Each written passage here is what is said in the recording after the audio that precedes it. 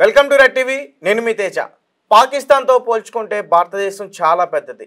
ఇంటెలిజెన్స్లో కానీ, ఆర్మీలో కానీ, జనాభా లెక్కల్లో కానీ దాదాపు పాకిస్తాన్తో పోల్చుకుంటే భారతదేశం ఒక జనాభా 140 కోట్ల మంది ఉన్నారు. పాకిస్తాన్ మహా అయితే 75 కోట్ల మంది ఉన్నట్టున్నారు. అలాగే పాకిస్తాన్ ఆర్మీతో పోల్చుకుంటే మన భారతదేశ ఆర్మీ, మన సైన్యం దాదాపు రెండింతలు ఎక్కువగా ఉంది. 14,50,000 మంది ఉన్నారు. వాళ్ళు జస్ట్ 6,50,000 మంది ఉన్నారు. మనం తలుచుకుంటే పాకిస్తాన్ని మూడు రోజుల్లో మ్యాప్లో కనిపించకుండా చేయొచ్చు. అటువంటి ఆయుధాలు మన దగ్గర ఉన్నాయి. వాళ్ళతో పోల్చుకుంటే ఆయుధాల విషయంలో మనం చాలా బలంగా ఉన్నాం. అటువంటిది మరి పాకిస్తాన్కి సంబంధించిన ఉగ్రవాదులు మన ఇంటెలిజెన్స్ కళ్ళగప్పి, మన ఆర్మీ వాళ్ళ కళ్ళగప్పి బోర్డర్ దాటి ఎలా వస్తున్నారు అంటే ఇక్కడ వారు సహకరించబట్టే కదా వస్తున్నారు. ఇది నేనన్న మాట కాదు. ఒక ఆర్మీ ఆఫీసర్ రీసెంట్గా అతను మాట్లాడి, ఈ పహల్గామ్ అటాక్ తర్వాత అతను మాట్లాడిన మాటలు. సో అతను ఏమంటున్నాడంటే, ఇక్కడ మేము డే అండ్ నైట్ ఇక్కడ మేము కాపలా కాస్తున్నా, ఇండియాలో ఉన్న జనాభా కోసం 140 కోట్ల మంది కోసం ఇక్కడ కాపలా కాస్తున్నా, మా కళ్ళగప్పి వాళ్ళు లోపలికి రానివ్వం. అటువంటిది వాళ్ళు వచ్చారంటే ఇక్కడ వాళ్ళు సహకరిస్తున్నారు. ఇక్కడ వాళ్ళు సహకరిస్తున్నారంటే ఎవరు సహకరిస్తున్నారు అంటే ఇక్కడున్న గవర్నమెంటా, లేకపోతే ఇక్కడున్న వేరే మతస్థులైతే ఏ మతస్థులు? రీసెంట్గా తెలుసు పహల్గామ్ అటాక్ చేసింది ఏ మతస్థులు అనేది. ఇస్లాంకి సంబంధించిన వారు చేశారు. ఎందుకంటే నువ్వు హిందువా కాదా అని చెప్పేసి వాళ్ళు అడిగి మరీ చంపేశారు. ఈ ఆర్మీ ఆఫీసర్ కూడా అదే అంటున్నారు. ఇక్కడ వాళ్ళు సహకరించబట్టే వాళ్ళు బోర్డర్ దాటి మా కళ్ళగప్పి లోపలికి రాగలుగుతున్నారు, లేదంటే వాళ్ళని మేము రానివ్వం. నిజంగా ఇది కూడా వాస్తవమే.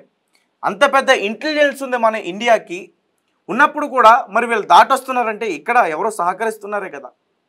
సహకరిస్తున్నారు కాబట్టి వాళ్ళు లోపలికి రాగలుగుతున్నారు.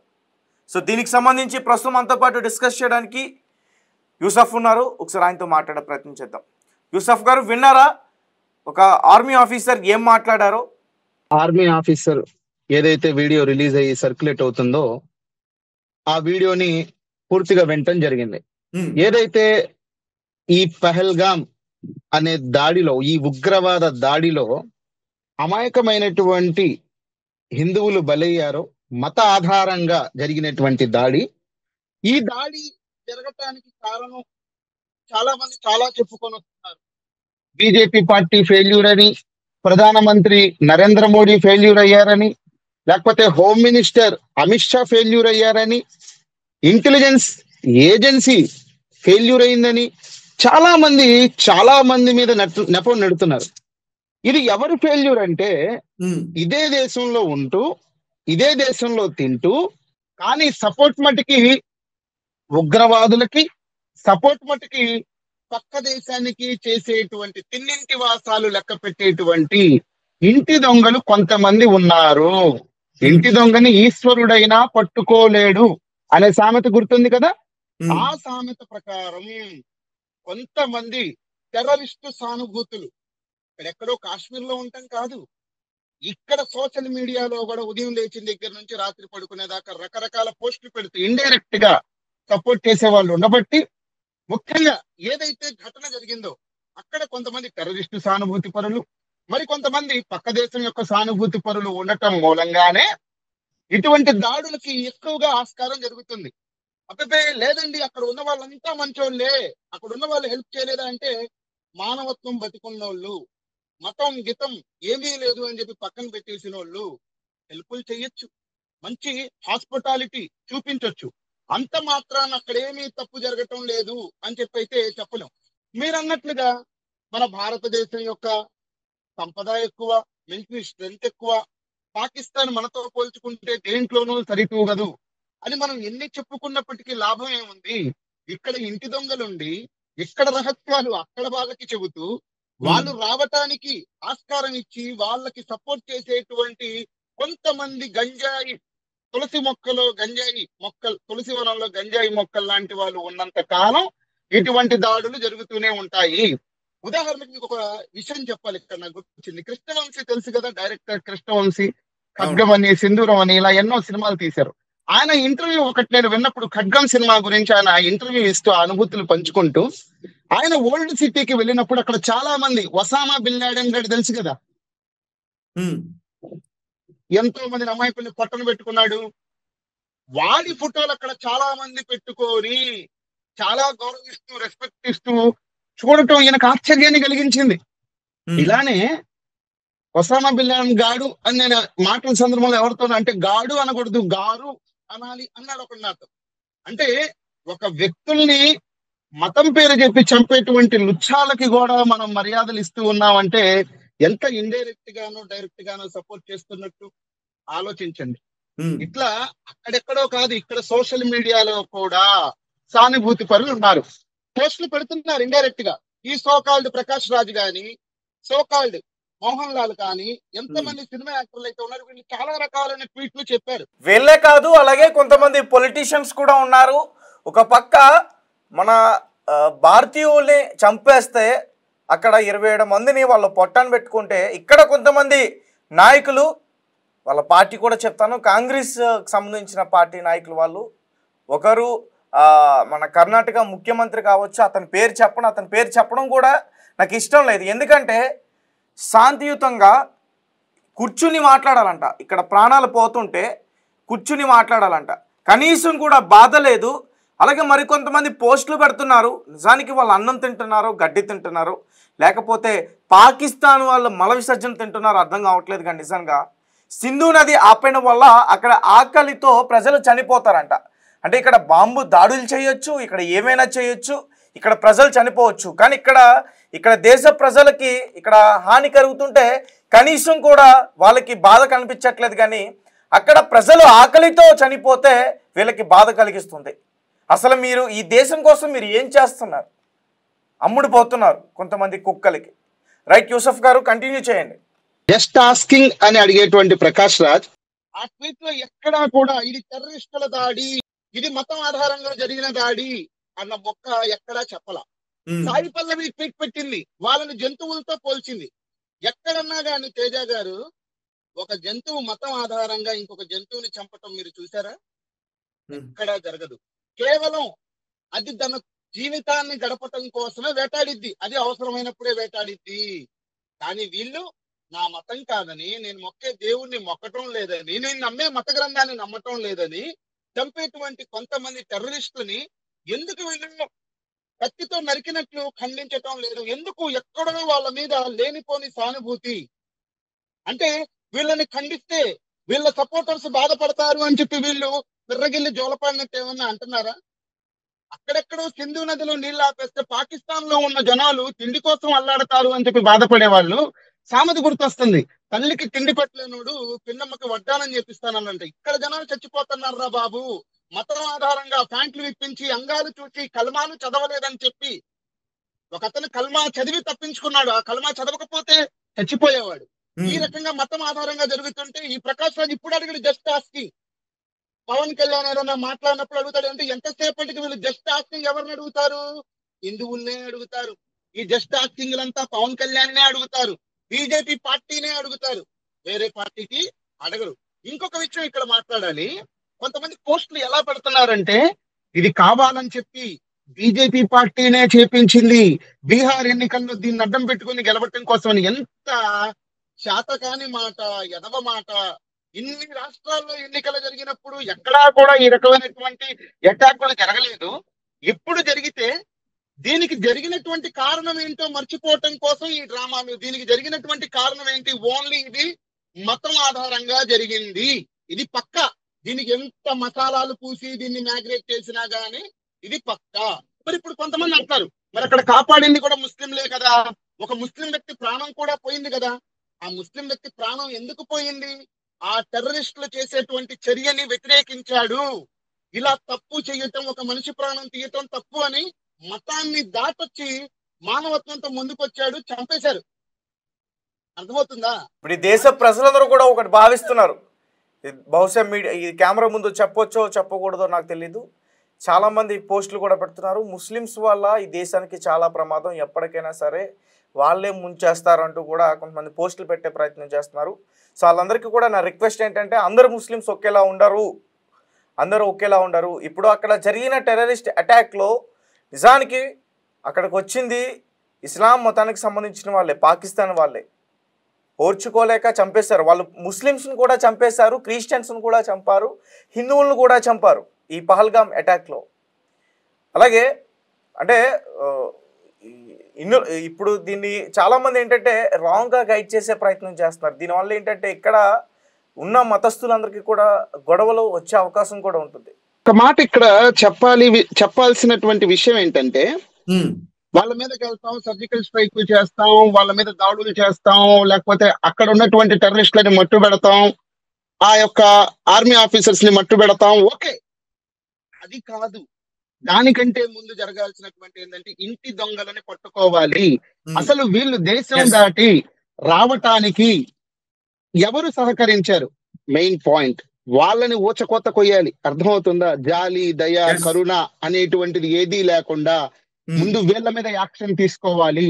తీసుకున్నప్పుడు ఆ టెర్రరిస్ట్ అనే పదం నోట్ల నుంచి రావటానికే ఆ పదం రావడానికి భయపడతారు. అలాగే ఇక్కడ ఉంటూ భారతదేశంలో ఉంటూ పాకిస్తాన్కి జిందాబాద్ అన్న వాళ్ళు ఒకవేళ క్రికెట్లో కానీ లేకపోతే ఇతర స్పోర్ట్స్లో కానీ ఇండియా పాకిస్తాన్ పైన ఓడిపోతే పాకిస్తాన్కి సపోర్ట్ చేసేవాళ్ళు, ఇక్కడ సంబరాలు చేసుకునే వాళ్ళు, ఇక్కడ కేక్ కటింగ్లు చేసేవాళ్ళు, వాళ్ళందరినీ కూడా ఇక్కడ వాళ్ళ నోట్ల నుంచి ఎప్పుడైతే వాళ్ళని పొగిడే ఆ మాటలు వస్తాయో వెంటనే వాళ్ళ నాలిక కట్ చేయాలి, లేదంటే వాళ్ళ గొంతు పిసకాలి. అలా చేస్తే కానీ భయం పుట్టదు.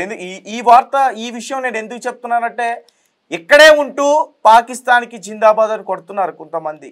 ఇప్పుడు సోషల్ మీడియాలో కావచ్చు, ఇప్పుడు ఏదైతే ఛానల్స్లో టెలికాస్ట్ అవుతున్నాయో ఇప్పుడు యుద్ధ వాతావరణం నెలకొంటుంది అని చెప్పేసి కొంతమంది ఇండియాలోనే ఉంటూ పాకిస్తాన్కి జిందాబాద్ అంటున్నారు, పాకిస్తాన్ మీరేం చేయలేమంటున్నారు, పోస్టులు పెడుతున్నారు. మీరు ఖడ్గన్ సినిమా చూసినట్లయితే అందులో కూడా ఇలానే సెలబ్రేషన్స్ చేసుకుంటూ ఉంటారు. ఏంటి, ఇండియా మ్యాచ్ ఓడిపోతే కొంతమంది కలిసి పాకిస్తాన్ మ్యాచ్ గెలిస్తే కేకులు కోసుకొని మూతులు పూసుకొని సెలబ్రేషన్స్ చేసుకుంటూ ఉంటారు. అది సినిమాకే పరిమితం కాదు. రియల్ గా చాలా మంది పాకిస్తాన్ గెలిచినప్పుడు, ముఖ్యంగా ఇండియా పాకిస్తాన్ కి మధ్య మ్యాచ్ జరిగినప్పుడు, ఇండియా ఓడిపోయినప్పుడు పాకిస్తాన్ దాని మీద గెలిచినప్పుడు సెలబ్రేషన్స్ చేసుకునేటువంటి వాళ్ళు చాలా మంది ఉన్నారు. అంటే ఏంటి, ఇండైరెక్ట్ గా ఆ దేశానికి సపోర్ట్ చేస్తున్నట్టు, అక్కడ టెర్రరిజానికి సపోర్ట్ చేస్తున్నట్టు. ప్రశ్న రావణ్ లాంటి వాళ్ళు ఛానల్స్ పెట్టుకుంటారు, వాళ్ళకి కళ్ళకి దొబ్బవు, కనిపించవు. ఎంతసేపటికి బీజేపీని ప్రశ్నించటం, పవన్ కళ్యాణ్ ప్రశ్నించటం, ఇదే మా జన్మ హక్కు అని చెప్పి ఫీల్ అవుతూ ఉంటారు తప్ప మరి అక్కడ ఎవరు సపోర్ట్ చేశారని ఎవరన్నా అడిగారా? ఆ సపోర్ట్ చేసినటువంటి వాళ్ళని శిక్షించాలి అని ఈ నాస్తికులు గాని హేతువాదులు గాని అడిగారా? ఈ ప్రశ్న రావణ్ లాంటి వాళ్ళు, అరే ఇండియాలో పుట్టి ఇండియాలో పెరిగి ఇక్కడ తిండి తింటూ ఇక్కడ గాలి పీలుస్తూ పాకిస్తాన్ కి సపోర్ట్ చేయటం ఏంట్రా, పాకిస్తాన్ ఉగ్రవాదులకి సపోర్ట్ చేయటం ఏంట్రా, తిన్నింటి వాసాలు లెక్క పెడతాం ఏంట్రా, ఇండియా మ్యాచ్ ఓడిపోయి పాకిస్తాన్ గెలిస్తే కేకులు కోసుకోవటం ఏంట్రా, ఎదవనాయాలారా అని చెప్పి ఎప్పుడన్నా గొంతు చించుకొని గుండె బాదుకొని ఈ ప్రకాష్ రాజ్ లాంటి వాళ్ళు, ఈ సాయి పల్లవి లాంటి వాళ్ళు, ఈ ప్రశ్న రావణ్ లాంటి వాళ్ళు ఎప్పుడైనా అడిగారా? అడగం. మనం ఏం అడుగుతాము, బీజేపీ మత రాజకీయాలు చేస్తుంది, బీజేపీ హిందుత్వ పార్టీ. అరే నీకు నచ్చకపోతే ఓటు వేయమాత్రా. చాలా మందికి నచ్చింది కాబట్టే ఓట్లు వేశారు, అది గెలిచింది కాబట్టి నరేంద్ర మోడీ పీఎం అయ్యాడు, Amit Shah central home minister అయ్యాడు, జనాలు యాక్సెప్ట్ చేశారు. మనం గెలిస్తేనేమో జనాలు ఓటేసినట్టు, వేరే పార్టీ గెలిస్తేనేమో ట్యాపరింగ్, ఓట్లు అవకతవకలు జరిగినాయి, ఈవీఎం జరిగింది, ఇదంతా సొల్లు మాటలు. ఒక టెర్రరిస్ట్ అటాక్ అన్నది జరిగింది, మన దేశ పౌరుల్ని చాలా భయంకరంగా చంపటం జరిగింది, అది మత ఆధారంగా చంపటం జరిగింది. దానికి కొంతమంది అక్కడ స్థానికులు సపోర్ట్ చేయటం జరిగింది. వాళ్ళు ఎవరో వాళ్ళని వెతికి వాళ్ళని కఠినంగా శిక్షించి ఇంకొకసారి ఆ టెర్రరిజం, ఆ టెర్రరిస్ట్ అనే పదాలు మనసులో తలుచుకోవాలన్నా గానీ అలా సపోర్టర్స్ భయపడాలి. అది కాశ్మీర్ లో ఉన్న వాళ్ళైనా, ఇక్కడ లోకల్ గా ఉన్న వాళ్ళైనా గానీ, మన చుట్టుపక్కల ఉన్న వాళ్ళైనా గానీ భయపడాలి.